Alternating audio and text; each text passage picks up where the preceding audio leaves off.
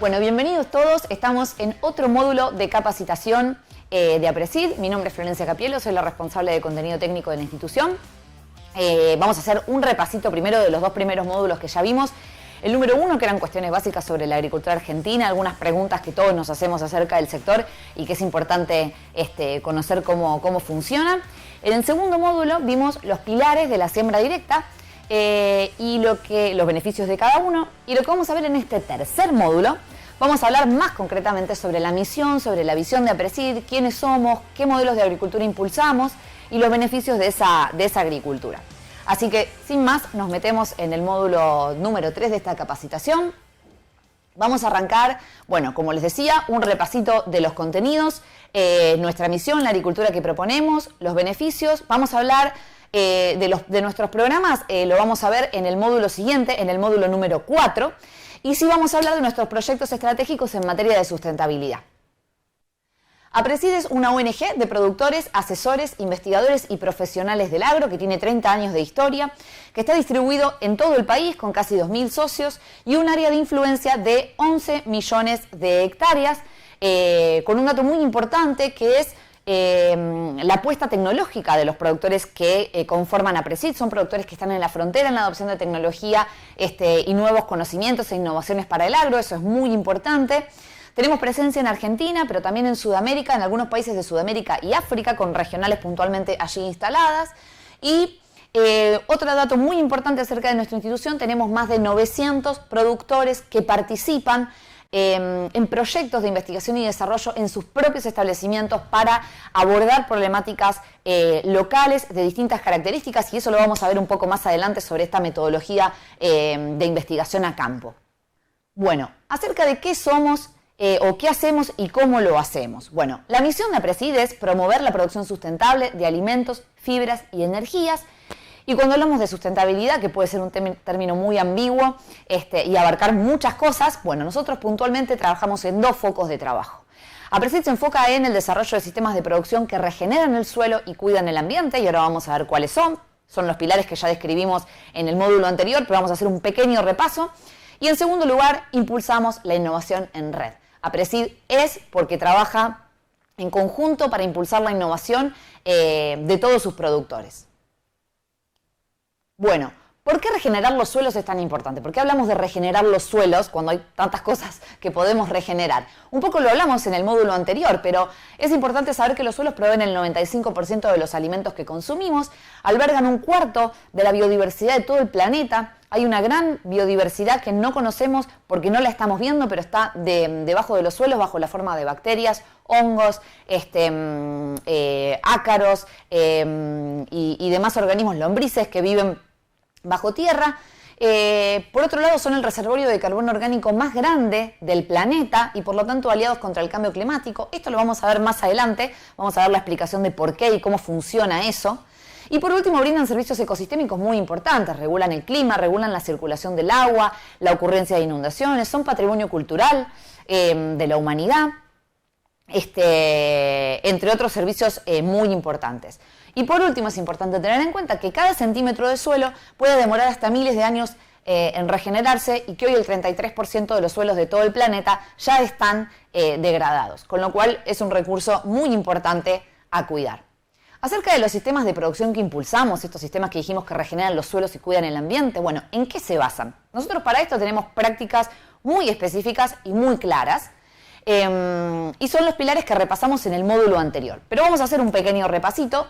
Son básicamente estos 4 pilares. La no labranza, es decir, dejar de remover los suelos para la siembra, para controlar malezas. La no labranza es sembrar directamente,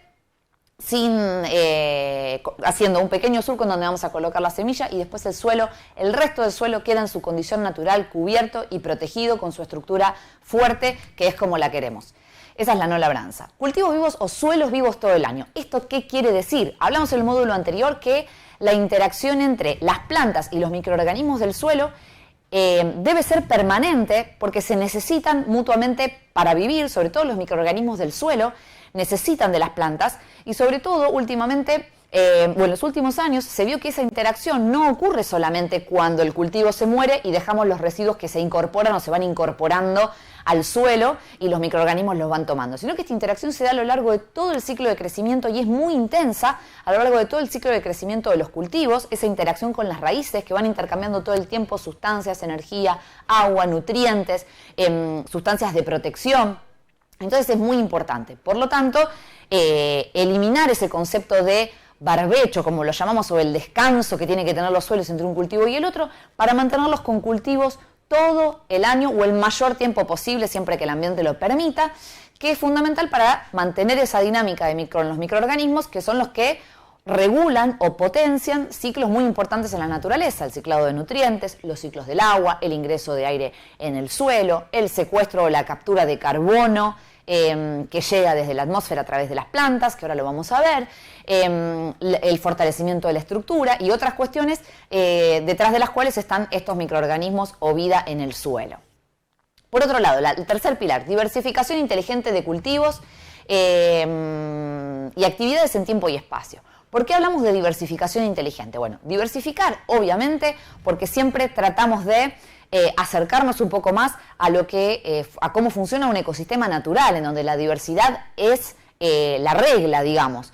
¿Diversificación para qué? Para equilibrar, para generar sistemas que sean más sustentables, que sean más estables, resilientes, que sean capaces de responder ante cualquier alteración que exista. Y por supuesto para mantener también una dieta balanceada a esos microorganismos del suelo.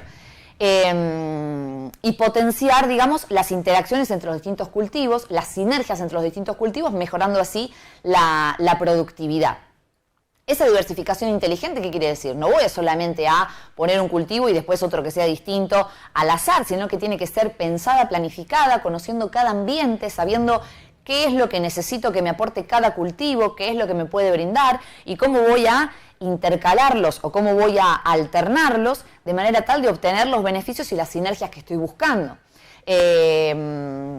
Por otro lado, cuando hablamos de alternar, no solamente especies distintas, sino grupos funcionales, entender cómo funciona o qué rol cumple cada grupo de especies dentro del sistema y saber cómo combinarlos para que se potencien entre sí. Un caso muy concreto y un ejemplo muy claro de esto son las gramíneas con las leguminosas. Las leguminosas son capaces de fijar nitrógeno de la atmósfera, lo vimos en el módulo anterior, cosa que las gramíneas no pueden hacer, y ese nitrógeno que van a absorber y dejar en el suelo, lo van a dejar disponible para la gramínea posterior, que lo va a poder aprovechar como nutriente. Y con esto suplir de alguna manera la necesidad de aportarle fertilizante a la gramínea. Bueno, esa interacción hay que saber cómo hacerla, hay que saber en qué momento o cuál es el nivel de producción mínima que tiene que tener esa leguminosa para garantizar una cantidad de nitrógeno suficiente para el cultivo de gramínea, en qué momento lo voy a interrumpir, cuándo va a liberar esos nutrientes para que la gramínea lo pueda aprovechar. Digamos, hay toda una ingeniería que hay que aplicarle y que no es una cuestión de alternancia de cultivos sin más. Por supuesto, estas dos prácticas son fundamentales también para ser más eficiente y aprovechar al máximo todos los recursos disponibles. Es mucho más provechoso poner 2 cultivos en el año que dejar descansar el suelo si tengo, por ejemplo, agua disponible para usar. Ese es un ejemplo. Y por otro lado, acá nos apoyamos en una herramienta muy importante, que son los cultivos de renta, por un lado, que son los que todos conocemos, el trigo, el maíz, el sorgo, la soja, y los cultivos de servicios, que los vimos también en los módulos anteriores, que son cultivos cuyo fin único no es la cosecha, sino que aportar un determinado servicio ecosistémico. Proveer nutrientes al cultivo que sigue, como vimos el ejemplo de las leguminosas recién, aportar cobertura y proteger de la erosión, pueden ayudar a estructurar el suelo con las raíces, pueden aportar carbono, pueden ayudarme a controlar malezas, bueno, pueden cumplir distintos servicios dentro del ecosistema y son herramientas muy importantes para cumplir con estos 2 pilares. Y por último, el manejo integrado de nutrientes y de plagas, que también lo vimos. ¿Esto qué quiere decir? Bueno, aprovechar, tratar de fomentar los enemigos naturales, estas rotaciones diversas e intensificadas ayudan a acortar los ciclos de las plagas y a controlarlas más fácilmente, ocupar espacios, competir, todo lo que sean las prácticas agronómicas que ayuden o que favorezcan que el cultivo sea el que gane la competencia por los recursos respecto de, por ejemplo, una maleza. Y en el caso de los nutrientes es hacer diagnósticos integrales, hablar de nutrición balanceada, es decir, no solamente aportar nitrógeno o fósforo, que tal vez son los nutrientes más comunes que el productor aplica, sino tener un diagnóstico de todos los nutrientes que pueden estar faltando y cómo estos sinergizan el aprovechamiento de unos u otros. Entonces la nutrición tiene que ser balanceada. Por otro lado también, fertilizar bajo un concepto de reposición, es decir, tratar de devolverle al suelo lo que me llevo con las cosechas y aprovechar todas las fuentes de nutrientes disponibles, ya sean las orgánicas, las biológicas, las más tradicionales o inorgánicas, como puede ser fuentes de fósforo, se me ocurre. Y por supuesto, acá apoyándonos siempre en todas las tecnologías disponibles. Y ahora voy a contar un poco por qué. Acá ven como un pequeño espiral que es lo que buscan un poco este planteo de prácticas o pilares. Arrancamos por la no labranza como una técnica básica, dejar de remover el suelo para mantenerlo saludable. Pero con esto no alcanza, es necesario empezar a aplicar todas estas prácticas que acabamos de describir para ir hacia un modelo más complejo que se parezca más a cómo funciona un ecosistema natural. Es parecernos un poco más a la naturaleza. Esa mayor complejidad, hoy en día hay muchos términos que tratan de describirla. Mundialmente se habla de agricultura de conservación, aparece la agricultura regenerativa. Hay muchos conceptos que tal vez están todavía un poco ambiguos en las prácticas que estos incluyen, pero todos están alineados básicamente, o desde APRESID, son las prácticas que promovemos desde los inicios. Y están alineados entonces con estos conceptos que hoy empiezan a emerger con fuerza en el mundo. Y por eso, cuando hablamos de parecernos un poco más a la naturaleza, no quiere decir que vayamos a dejar de lado la importancia o el rol que cumplen todas las nuevas tecnologías que para nosotros son aliados estratégicos para producir de forma más sustentable y de forma más eficiente. Las aplicaciones selectivas, las nuevas moléculas, los cultivos adaptados o mejorados genéticamente para adaptarse a ciertas condiciones, todo lo que es el manejo por ambiente, para nosotros son aliados fundamentales, es decir, parecernos a la naturaleza, pero no por eso plantear una agricultura que deje de apoyarse en estas tecnologías. Evolución de la superficie sin labranza o bajo siembra directa en los principales cultivos extensivos en Argentina. Para que tengan una idea, Argentina es líder global en adopción de siembra directa. Argentina está por acá con el 90% de la superficie para los principales cultivos extensivos, por encima de Sudamérica, que está cerca del 50%, y muy por encima de lo que es la adopción a nivel global, que está entre el 12%, 12-15%, es muy baja.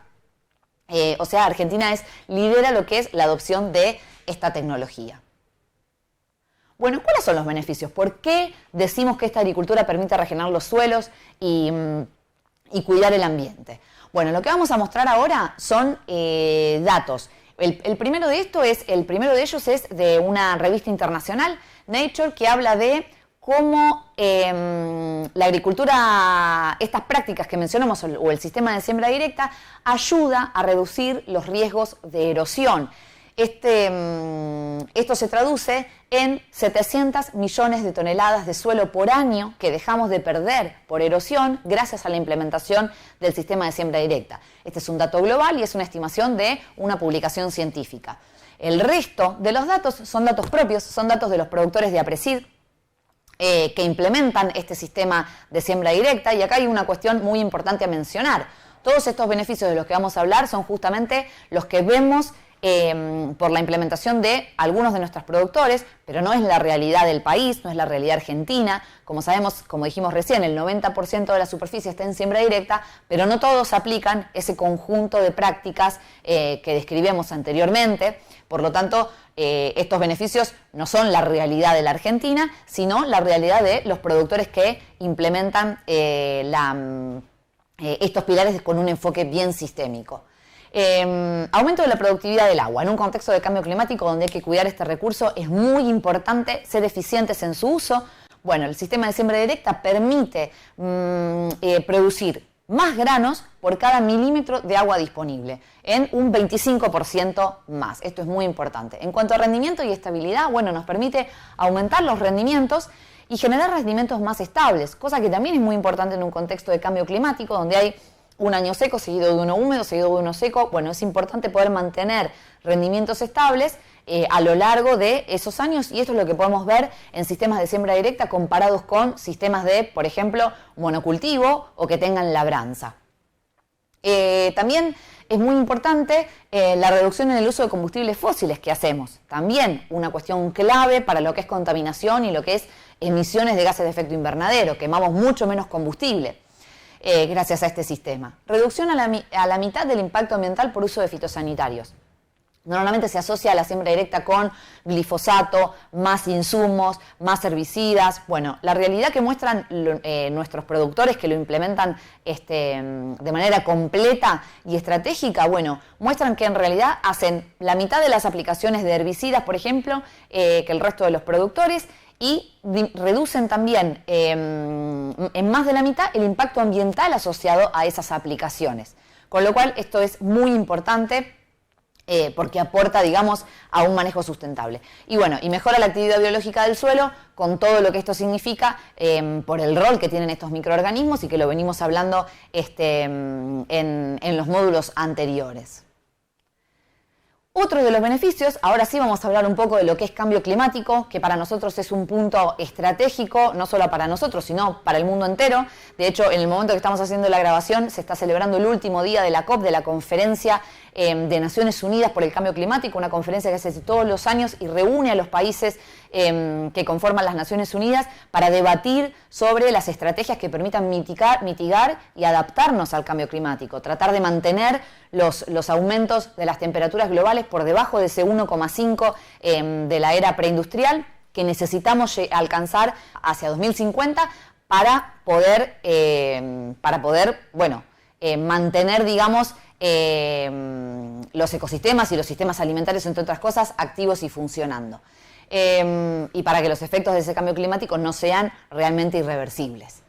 Bueno, ¿por qué esta agricultura es una aliada contra el cambio climático? Hablamos en el módulo anterior de la importancia de la fotosíntesis como proceso natural a través del cual las plantas toman el dióxido de carbono, que es un gas de efecto invernadero, uno de los más importantes, que calientan la atmósfera, lo toman naturalmente y lo transforman en sus propios tejidos, con la luz, con el oxígeno y con el agua.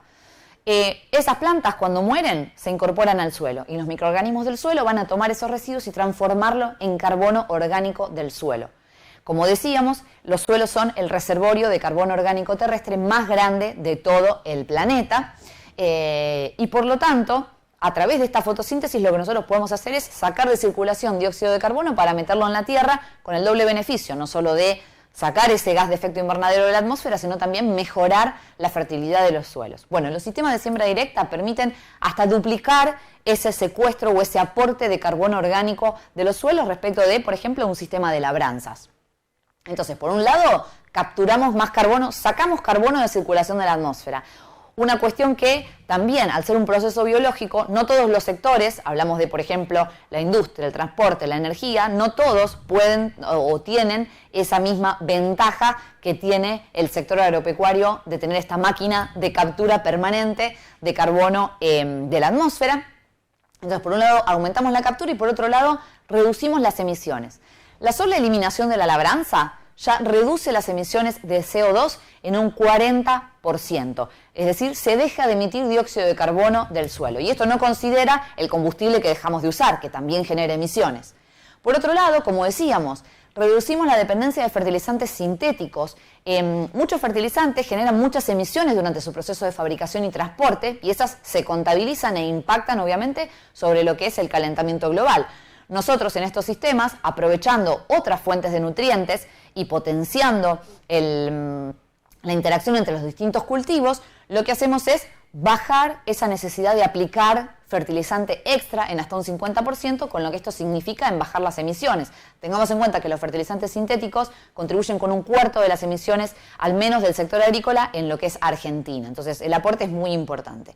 Y por último, no menor, nos permite ser muy eficientes, es decir, una actividad productiva como la producción de alimentos es imposible que no genere ningún tipo de emisiones, pero lo que sí podemos hacer es ser más eficientes y de hecho lo somos. Producimos 3 veces más de grano por cada unidad de dióxido de carbono equivalente emitida hacia la atmósfera. Y este es un dato no menor teniendo en cuenta que partimos en Argentina de una vara muy alta. Tengamos en cuenta que nuestro maíz es el de menor huella de carbono de todo el mundo y nuestro trigo también, si no está primero, está por ahí. Pero bueno, partimos de una vara ya de las emisiones que generamos ya son muy pocas y con esto logramos un plus adicional. Esto para nosotros es una cuestión estratégica como institución y por eso estamos muy activos en lo que es la participación en foros internacionales. De hecho, nuestro presidente está participando o vienen participando de los eventos anuales, como les decía, de la COP de Naciones Unidas todos los años, llevando este mensaje al mundo. Participamos o tenemos alianzas estratégicas con otras organizaciones de Sudamérica, como CAPAS, como ICA, que es el Instituto Interamericano de Cooperación para la Agricultura, que reúne a varios países de todo el continente americano. Entonces, tratar de posicionar este tema en agenda para Presid es muy importante y estratégico y dedicamos mucha energía y muchos esfuerzos en hacerlo. Porque creemos que el aporte que pueda hacer Argentina para posicionarse es fundamental. Segundo pilar de nuestra institución, el camino de la innovación en red. ¿Qué significa eso? Para ser sustentables no solamente hay que promover este tipo de modelos de producción de los que venimos hablando, sino que también hay que fomentar esquemas de innovación que cumplan con ciertos requisitos o que favorezcan ciertos procesos para que esa innovación sea adoptada eficazmente y aporte realmente a la sustentabilidad que estamos buscando. Bueno, nuestra metodología de trabajo o metodología de innovación tiene estas etapas que le vamos a hablar a continuación. Primero, arrancamos por nuestros grupos regionales. Nuestros grupos regionales, que tenemos 40 en todo el país y que vimos el mapita con los pinchitos al principio de todo, son grupos que a nivel local se juntan para intercambiar experiencias e información. Bueno, esto es un caldo de cultivo súper interesante para detectar o identificar problemas y desafíos comunes. No sé, tenemos una napa que cada vez que llueve sube y cuando baja saliniza el suelo, tenemos una brecha productiva muy grande que queremos mejorar, tenemos una problemática de malezas que no sabemos cómo resolver, queremos buscar oportunidades para agregar valor a nuestra producción a nivel local, queremos conocer más acerca de cómo manejar un determinado cultivo que todavía no es muy común o no hay mucha información en la zona. Bueno, la más variada gama de problemáticas o desafíos que encuentran esos productores a nivel local detona la tercera etapa de este proceso de innovación. Ahí es cuando los productores dicen, tenemos este problema, queremos buscar soluciones basadas en sustentabilidad para poder resolverlos, convocan a la ciencia y convocan a las empresas proveedoras de tecnologías y ahí se genera la experimentación de soluciones que también tiene que cumplir con determinados requisitos. Primero, ocurrir en escenarios reales de productor, es decir, el mismo campo del productor es el tubo de ensayo en donde van a empezar a ocurrir todos los ensayos y pruebas necesarias para tratar de encontrar estas soluciones que están buscando. La solución no viene dada de un laboratorio o no viene dada de un proveedor o de una empresa, sino que se genera ahí mismo en condiciones de lote, digamos, en el campo del mismo productor. Por otro lado, deben estar, como decíamos, basadas en la ciencia. Los científicos aportan rigurosidad en la metodología científica, pero por otro lado en la experiencia de los productores. Los productores conocen mejor que nadie cuáles son los problemas que tienen y cómo es posible solucionarlos, con lo cual la voz de ellos es fundamental y protagonista, digamos, en toda esta interacción, que también tiene que incluir, como decíamos, alianzas con institutos de investigación, pero también con empresas proveedoras de tecnología para lo que es el desarrollo de estas soluciones. Cuarto paso, implementación a escala. Una vez que se encuentra la solución, bueno, la idea es tratar de empezar a adaptarla para poder hacerla escalar a más productores y contagiar a más productores. Bueno, esto tiene que hacerse siempre anticipando escenarios futuros. Si la solución que yo estoy buscando es una solución que solo me asegura ser sustentable hoy, bueno, en realidad no es sustentable. Yo tengo que pensar una solución que me ayude a resolver el problema hoy, pero pensando cuáles son los problemas o desafíos que puedo llegar a tener en los próximos 10, 15 o 20 años. Por eso siempre esta mirada prospectiva hacia el futuro y los problemas que vamos a tener más adelante. Y por último, el quinto y último paso de este proceso de innovación en red, dar garantías de sustentabilidad. Yo encontré una solución, encontré un sistema de productivo que es superador, bueno, no alcanza con eso, tengo que demostrarlo. Y para eso hay que dar garantías y lo hacemos a través de estándares propios de certificación, que los vamos a ver más en detalle.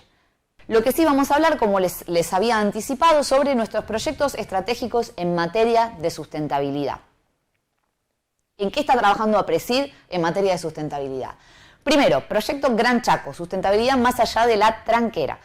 Este es un proyecto también basado en una alianza multiactores con financiación del LIF, en donde estamos trabajando con la Fundación Proyungas y con la Fundación Moisés Bertoni de Paraguay.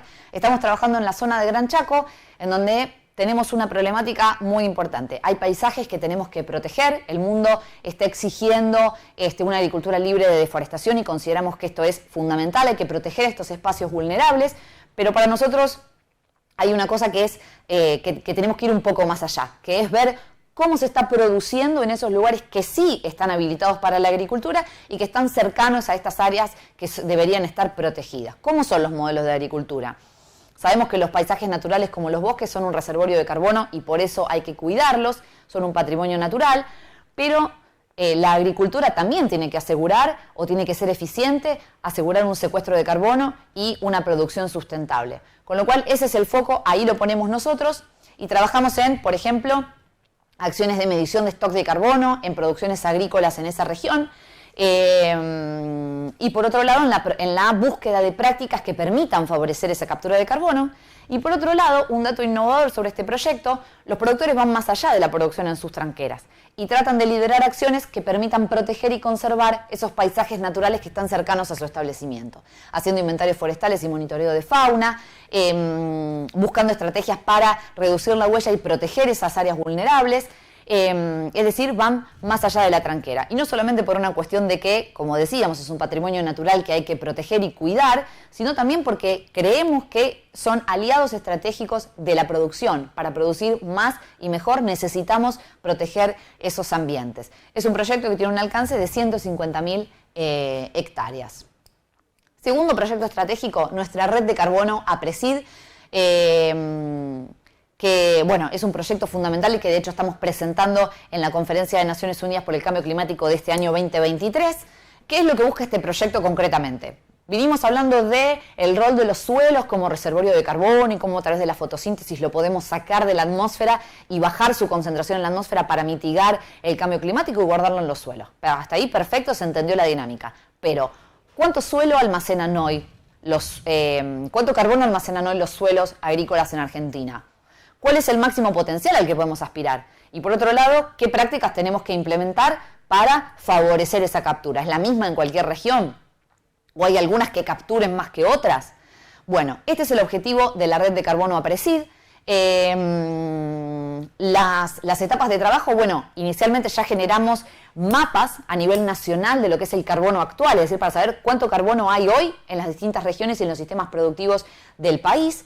Y por otro lado, los mapas de carbono alcanzables y potenciales, es decir, ese potencial al que podemos aspirar en materia de secuestro. Esto se hizo con, por supuesto, modelos de simulación con distintos escenarios y nos permitió obtener estos mapas de carbono potencial que permiten conocer, digamos, cuál es el máximo al que puede aspirar un productor según la región en donde esté. Esto es muy importante. Y por otro lado, otra de las acciones de además de los mapeos, es identificar qué prácticas son las que se asocian a un mayor secuestro.